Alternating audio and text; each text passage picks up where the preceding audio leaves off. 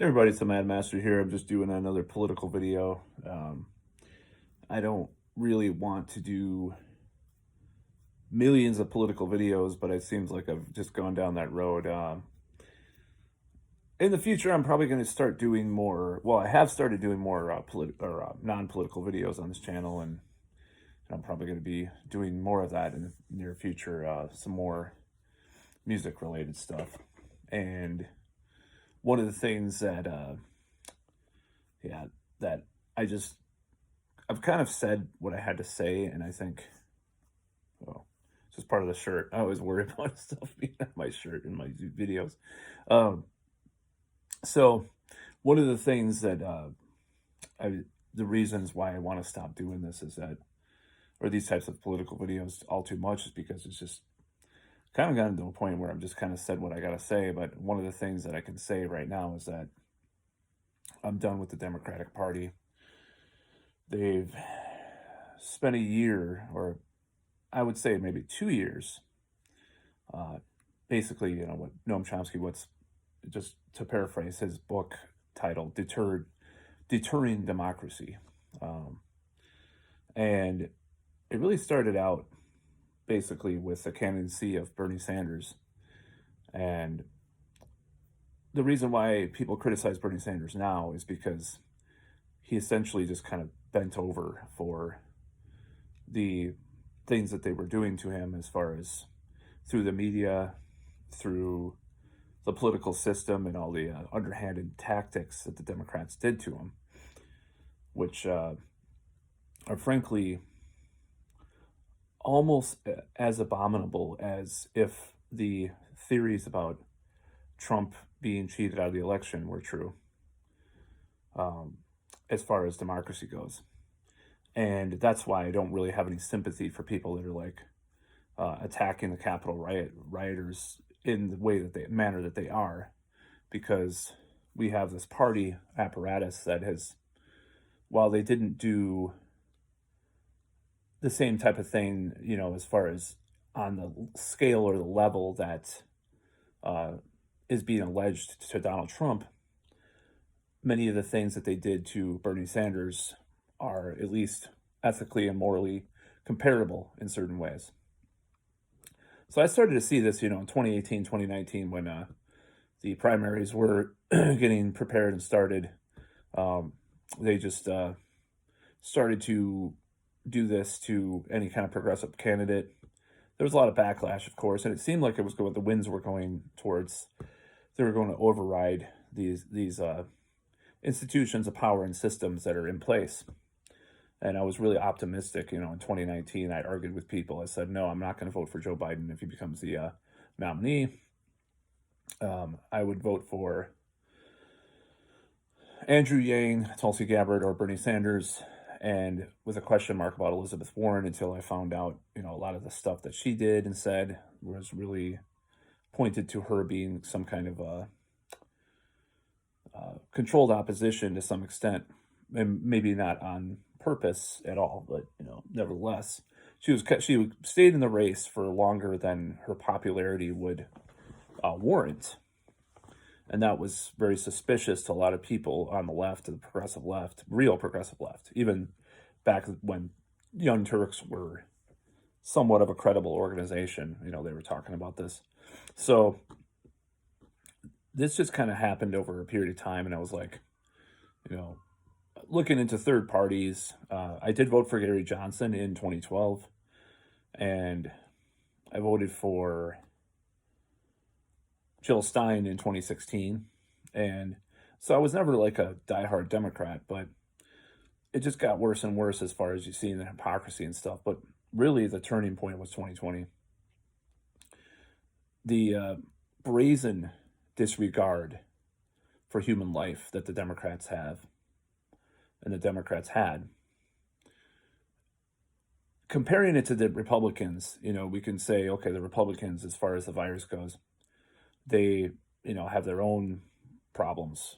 Of course, I'm not going to not acknowledge that. Now, the differences between the Democrats and the Republicans in this crisis is that the Republicans never pretended to, or a lot of the Republicans. I mean, I shouldn't say Trump. Trump was separate from this, I would say, because he's a separate entity from the Republicans, no matter what people say. The Republicans never pretended that they would uh, not, say that there's some sacrifice to be made, blah blah blah. Regardless of what you think of the moral implications of saying that. Some of them said some really obscene things, like I believe it was the lieutenant governor of Texas early on about the virus, and it was pretty horrific what he said in context. But overall, they didn't seem to pretend to, you know, be more than they were as far as everything goes. While the Democrats pretended to be this virtuous, high, and mighty force for good and health and saving people's lives. But the brazen disregard comes in, their own policies. Just they, they did provide some support for people, but if it's just as a matter of principle, we look in Europe and where people are furloughed, they are, the governments over there are providing people support for months on end. And regardless of what you think about this concept of, closing things down, I'm personally opposed to it on the level that it's been done. Now, that doesn't mean, though, that I think that the European governments didn't do a better job at handling those types of issues economically in some ways. And, regardless of what you think about lockdowns, I think they did a better job of supporting their people. And the Democrats didn't, in relative terms, did not do shit compared to the governments of Europe. These Democratic mayors and governors hardly did anything about the overloaded unemployment system. The list goes on. They were just play these political games with the Republicans and the right wingers. They would just blame everything on the other side when it was a lot of their failed policies and confusing mandates and hypocritical actions by the politicians themselves that made people more confused and not willing to follow these mandates. So the Democrats really fucked themselves up really bad. They had this unpopularity of Trump, which barely got them, Biden in power. But the fact that they're so selfishly motivated with regards to this whole thing. And what I mean is that, they do these things for political reasons. It's very transparent compared to places like, Europe, where they're supporting their people and they're trying to bend over backwards to, as far as doing that in comparison. In America, they're just like letting these things slide and then, pursuing these political actions, partisan debates. And, nobody is worse than, someone like Gavin Newsom or Mario Cuomo, recently coming out in press conferences as far as the nursing home controversy, he's saying, people die. That's what happens. People die. And, if it was a Republican saying that, the Twitter mob would just call for their head because, that is actually one of the excuses of a lot of the people that are on the right-wing side of the virus crisis. Is like, well, people die, there's always a risk, and to see Cuomo use these excuses is just appalling. And the fact of the matter is that I think at this point, you can compare it to, there's a wolf, right?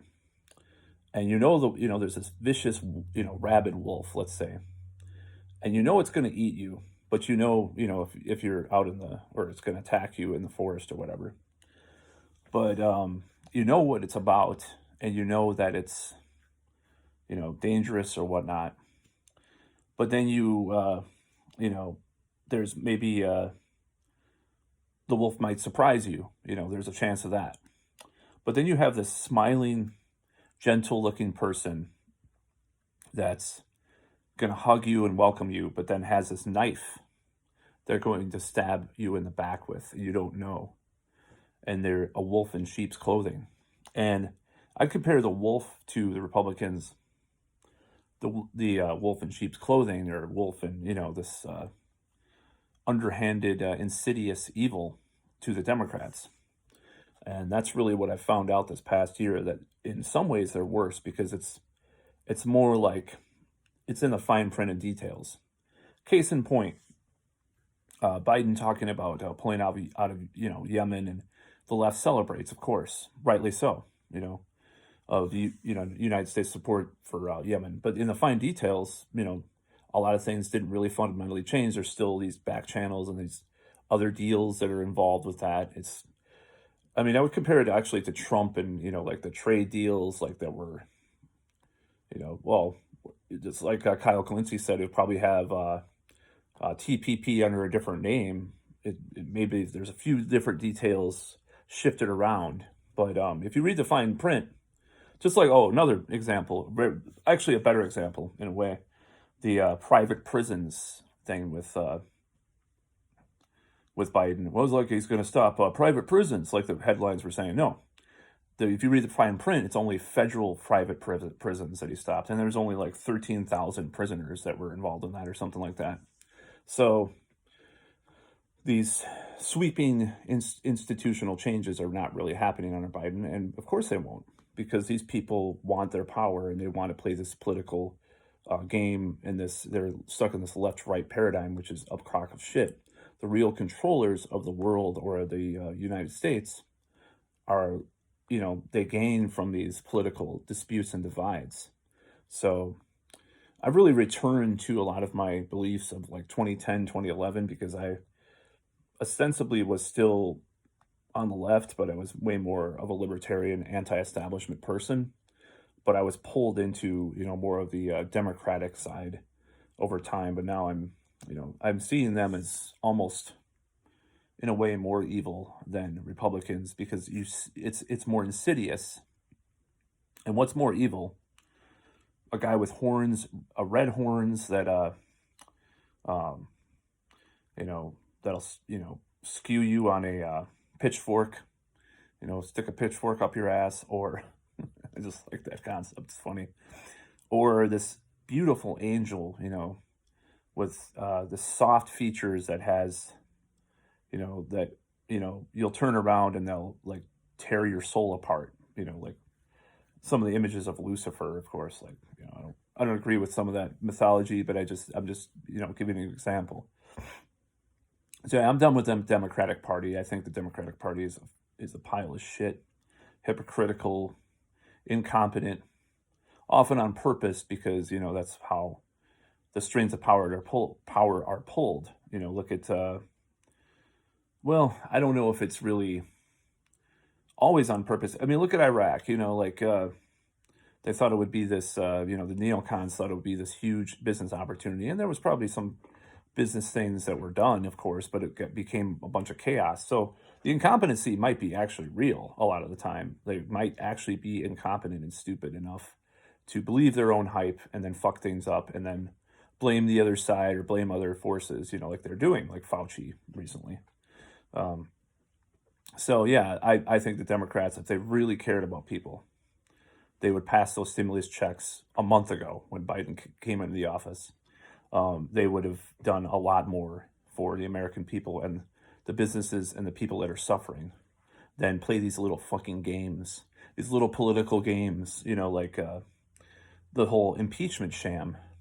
Now, Trump is getting challenged in court right now, but it's it's not enough, I don't think, as far as, they were stupid for doing this impeachment thing, but that's about all. Peace out.